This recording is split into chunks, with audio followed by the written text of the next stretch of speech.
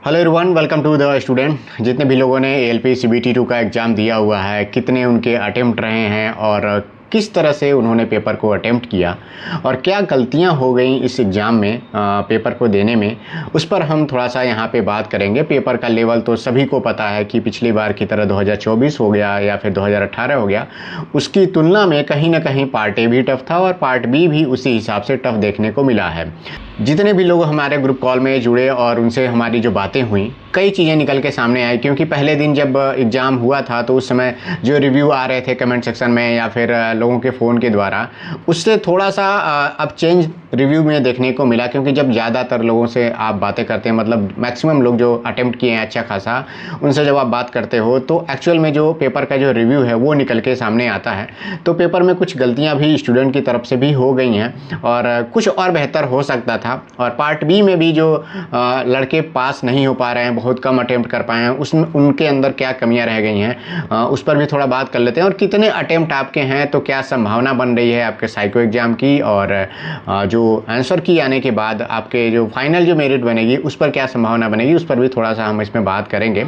सबसे पहले देखिए, पेपर जब स्टार्ट हुआ, पेपर देना शुरू किया लोगों ने, तो पहले से ही लोग, ज़्यादातर जो स्टूडेंट थे वो अपने मन में ये मान के चल चुके थे कि मुझे 85-90 तक का अटेम्प्ट करना है। जिस तरह से CBT 1 के कट ऑफ गए हुए थे और पिछले साल के जिस तरह से कट ऑफ रहे हैं, उसके अनुसार उन लोगों ने पहले से ही अज्यूम कर लिया था कि मुझे 85-90 तक का अटेम्प्ट करना है। हालांकि वो लोग अपने मॉक टेस्ट में, टेस्ट सीरीज में अटेम्प्ट कर भी रहे थे, लेकिन जैसे ही पेपर शुरू हुआ, 10 क्वेश्चन 15 क्वेश्चन करने के बाद तो ऐसा लग ही नहीं रहा था लोगों को कि इतना अटेम्प्ट हो पाएगा।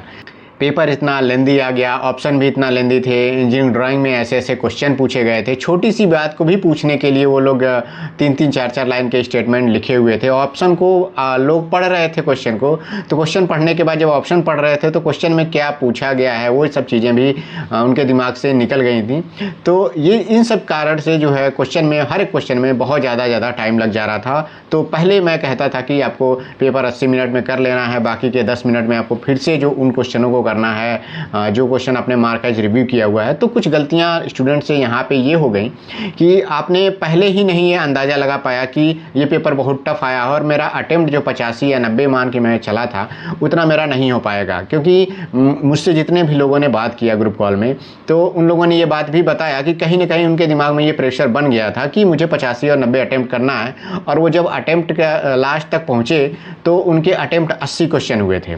तो उनको लग रहा था नहीं यार, इतने पे नहीं होगा, सिलेक्शन नहीं होगा, उसको 85-90 तक ले जाना है। तो उसके बाद से फिर वो जो बाद में आए और कुछ डाउट वाले क्वेश्चन थे तो उस पर भी उन्होंने तुक्का लगाया और वो 85, 88, 90, कुछ लोग 91 तक पहुंचे हैं। तो यहाँ तक उन लोगों ने गेस लगाया। अब जो है क्या है कि पार्ट ए का जब आंसर किया आएगा, मतलब दोनों का जब आंसर किया आएगा, तो पार्ट ए में इस बार जो है आपको ज़्यादा नेगेटिव देखने को मिलेगा। क्योंकि बहुत सारे लोगों ने इसमें गेस लगाया हुआ है, कोई एक्यूरेट नहीं कह सकता कितना नंबर आएगा। अगर मैं मान के चलूँ किसी ने 90 क्वेश्चन अटेम्प्ट किया हुआ है, अगर उसके 10 क्वेश्चन गलत हो जाएंगे, पिछली बार जो ऐसा था कि पेपर ठीक ठाक आया हुआ था, एकदम बहुत आसान आया था, बहुत ज़्यादा न्यूमेरिकल नहीं था, थियरी पोर्शन थे और निगेटिव बहुत कम नंबर हुए लड़कों के। लेकिन अगर आप कितना भी निगेटिव कम करते हो, 4-5 तो हो ही जाते हैं, लेकिन इस बार निगेटिव ज़्यादा होंगे। तो अगर आपने 90 अटेम्प्ट किया है तो आपके अगर 10 गलत हो जाएंगे तो सोचिए आपके ऑलरेडी जो है 77-76 नंबर के आसपास में आपका नंबर चला जाएगा। तो जो अच्छा खासा अटेम्प्ट किया हुआ है उसके भी फाइनल में जो मार्क्स जो हैं पार्ट ए में जब आंसर की आएगी तो उसके बनेंगे 75 नंबर, 74 नंबर, 73 नंबर ऐसे बनेंगे। अगर कोई हो सकता है 85 अटेम्प्ट किया है, 85 भी कम अटेम्प्ट नहीं होता है जिस तरह के पेपर का लेवल था ये। तो 85 में भी अगर वो 10 क्वेश्चन अगर निगेटिव करता है, कम से कम 7-8 तो निगेटिव मान के चलो आप, तो 85 में अगर 7 क्वेश्चन निगेटिव उसके हो जाते हैं तो उसके जाकर के 75 नंबर आएंगे। नहीं तो अगर 10 निगेटिव हो गए तब तो उसके 72-73 के आसपास में चले जाएंगे। तो ऐसे में कोई ऐसा ना उम्मीद बना करके बैठा कि पार्ट ए में बहुत ज़्यादा नंबर किसी का आने वाला है। और कुछ लड़कों के तो ऐसे हो सकते हैं, नंबर तो हमेशा कुछ ना कुछ लोगों के आएंगे ही आएंगे। इसके बाद से क्या हुआ कि पेपर में पार्ट बी का जब पेपर ओपन हुआ तो जैसे लड़कियों ने पेपर पार्ट ए दिया हुआ था तो उसमें उनके इतना अच्छे रिस्पॉन्स नहीं रहे, पेपर इतना डिफिकल्ट आ गया। तो वो दिमाग में बना रहता है, तुरंत आप, ऐसा तो है नहीं कि आपने वो पार्ट ए का जो पोर्शन है वो डिलीट कर दिया और तुरंत जो है आप पार्ट बी में लग गए फ्रेश माइंड से, नहीं। ज़्यादातर लड़के, कई लोगों ने मुझसे ये कहा कि सर पार्ट ए जिस तरह से पेपर आया, ख़राब हुआ हम लोग का, पार्ट बी उसका प्रभाव पार्ट बी पे पड़ा, और या तो मेरे उतने अटेम्प्ट नहीं हो पाए या फिर कुछ ऐसे क्वेश्चन थे जो नहीं गलत होने चाहिए तो वो भी गलत हो गए। जो हम अनुमान लगा करके चल रहे थे कि पास होने भर का कर लेंगे, वो लोग भी उतना अटेम्प्ट नहीं कर पाए। कई लोगों ने 40 अटेम्प्ट किया। लेकिन इसमें भी जिस तरह से पार्ट ए खराब हो गया, सोचा कि अरे यार पार्ट बी भी ऐसा ना हो जाए, तो इसमें भी लोगों ने 50-52 अटेम्प्ट किया हुआ है। कई लोगों ने मुझसे ये बताया कि देखिए अगर आप पार्ट ए को, मतलब उसका जो प्रेशर था जो पार्ट बी में आपको देखने को मिला, अगर उसको थोड़ा सा उन लोगों ने इग्नोर किया तो पार्ट बी में भी उन्होंने पास होने भर का क्वेश्चन छांट लिया था। देखिए अगर मैं कहूँ कि मान लीजिए कि कोई क्वेश्चन एकदम खूब डिफिकल्ट दे दिया हुआ है, हमेशा अगर देखिए पार्ट बी में 30 क्वेश्चन अगर एकदम डिफिकल्ट आउट ऑफ सिलेबस दे दें, तब आपको लगेगा यार पेपर बहुत डिफिकल्ट आया था, बहुत डिफिकल्ट आया था। पेपर डिफिकल्ट आया था, लेकिन कई लोगों ने मुझे बताया नहीं सर पास होने भर का तो मैंने कर लिया है। कुछ लोगों ने निमी पैटर्न की बुक्स पढ़ी थी तो उससे उनको फ़ायदा हुआ है। अगर आप निमी पैटर्न की बुक पढ़ते हो, मैं नहीं कह रहा हूँ 75 में 75 आपका जो है सही हो जाएगा, लेकिन ITI की बुक्स बहुत डीप में क्वेश्चन पूछा हुआ था। कुछ क्वेश्चन थे बहुत लेंदी थे, तो अगर लेंदी क्वेश्चन थे तो मैं कह रहा हूँ कि उसको छोड़ना था। आप अपने दिमाग में बना कर चलते कि मुझे 30 क्वेश्चन छोड़ने थे, तब भी आपके पास लगभग जो है 45 क्वेश्चन करने की आपकी पॉसिबिलिटी बन रही थी, जिसको कम से कम आप अटेम्प्ट कर सकते थे। तो 30 क्वेश्चन डिफिकल्ट के बाद भी कई लोगों ने ठीक ठाक अटेम्प्ट किया हुआ है। ट्रेड में जिस तरह से मुझे पहले दिन के रिव्यू के हिसाब से लग रहा था कि बहुत ज़्यादा लोग पास नहीं हो पाएंगे, लेकिन लग रहा है कि हाँ नहीं ठीक है, इसमें पास होंगे लोग, ठीक ठाक लोग पास होंगे। पिछली बार की तरह तो नहीं देखने को मिलेगा कि 8 गुना लड़के, हो सकता है कि उससे कम ही मिले, 7 गुना तो पास हो जाएंगे। और कुछ लोगों के नंबर पार्ट ए की वजह से, कई लड़के थे पार्ट बी पास हो जाते, अच्छा खासा उनकी तैयारी भी थी, लेकिन पार्ट ए ने उनका बहुत ज़्यादा नुकसान किया और पार्ट बी पे उसका प्रभाव पड़ा। अब देखिए ऐसे में क्या होगा कि जब मान लीजिए कि हम मेरिट की थोड़ी बात कर लेते हैं कि अच्छा अटेम्प्ट है उनका पार्ट ए में और पार्ट बी उनका ख़राब हो गया, तो वो तो सीधे एग्जाम से बाहर हो जाएंगे भाई, उनके साथ ऐसा बैड लक ही कहा जाए। लेकिन यहाँ पे एक चीज़ और देखिए कि अगर आप पार्ट ए में थोड़ा ख़राब हो गया, मान लीजिए कि आपने 80 अटेम्प्ट किया, 10 क्वेश्चन आपके गलत हो गए, तो आपके नंबर कितने बन रहे हैं? लगभग आपके नंबर बन रहे हैं 67 के आसपास में। तो 67 के आसपास में अगर आपके नंबर बन रहे हैं और पार्ट बी में आप पास हो गए, वहीं कोई लड़का ऐसा है कि जिसके 85 क्वेश्चन अटेम्प्ट थे और वो 10 क्वेश्चन गलत करके वो 72 नंबर ला रहा है, लेकिन पार्ट बी उसका कहीं ना कहीं ख़राब हो गया, किसी माइन्यूट नंबर से रह जाता है, तो 67 वाला के पास एक एडवांटेज मिल जाएगा, 67, 68, 69 वाले के पास एडवांटेज ये मिल जाएगा कि चलो यार मेरी पॉसिबिलिटी अब बन रही है। तो ऐसी कंडीशन बहुत ज़्यादा इस एग्ज़ाम में आपको देखने को मिलेगी। और साइको की तैयारी जो है आप एकदम मन से करिएगा। अगर कोई तैयारी अभी से, मैं तो नहीं कहूँगा कि आप आंसर की जब आ जाए उसके बाद से आप तैयारी के लिए लगिएगा, क्योंकि जितना टाइम इसमें मिलेगा साइको के लिए वो सफिशिएंट टाइम रहेगा।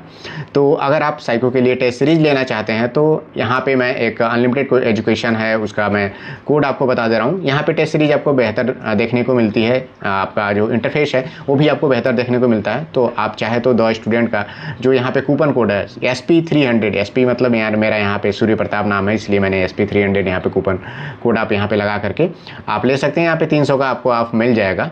साथ ही साथ मैं जो अपना जो क्लासेस है जो पिछली बार मैं कराया हुआ था वो सब भी मैं इस बार कराने वाला हूँ एप्लीकेशन में, वो सारी चीज़ें आपको देखने को मिलेंगी। तो जो लोग हमसे जुड़ना चाहते हैं, हमारे क्लोज ग्रुप में भी साइको के जुड़ना चाहते हैं, तो आप परचेज करके और एप्लीकेशन भी डाउनलोड कर लीजिए। इस बार जो साइको में जो टू द पॉइंट जो इन्फॉर्मेशन है वो सारी चीज़ें मैं आपको प्रोवाइड करने वाला हूँ, तो वो चीज़ आपको वहाँ पे देखने को मिलेगी।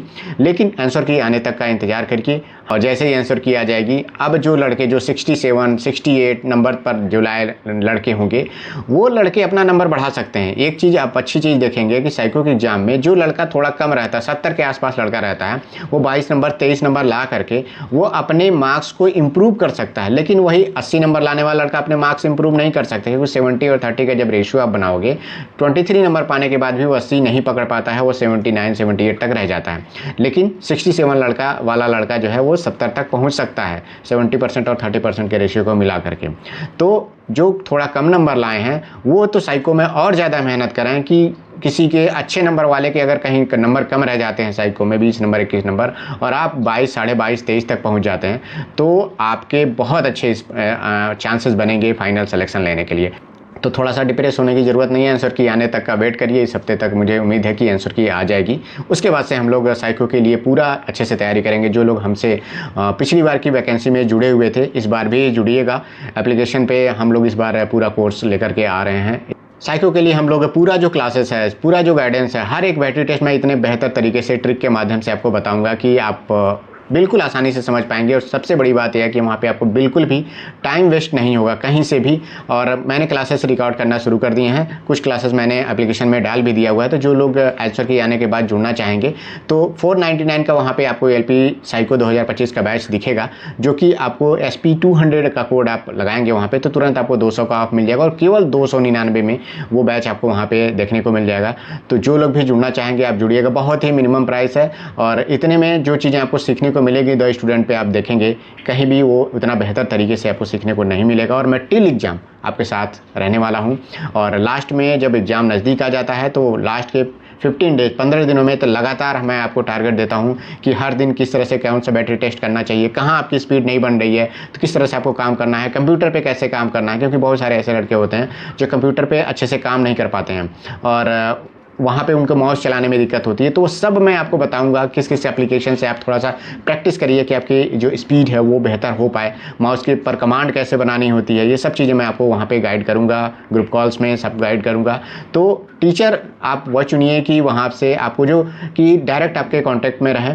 तो आप मेरा जो बैच है आप एप्लीकेशन में जा कर के ले सकते हैं। अभी आंसर की आने का वेट करिए और मैं आज ही या कल में उसको पब्लिश कर दूंगा। तो धीरे धीरे वो सारी चीज़ें अब वीडियोज़ में हैं वहाँ पे रिकॉर्ड करके अपलोड कर रहा हूँ। मिलते हैं नेक्स्ट वीडियो में। Thank you, all the best.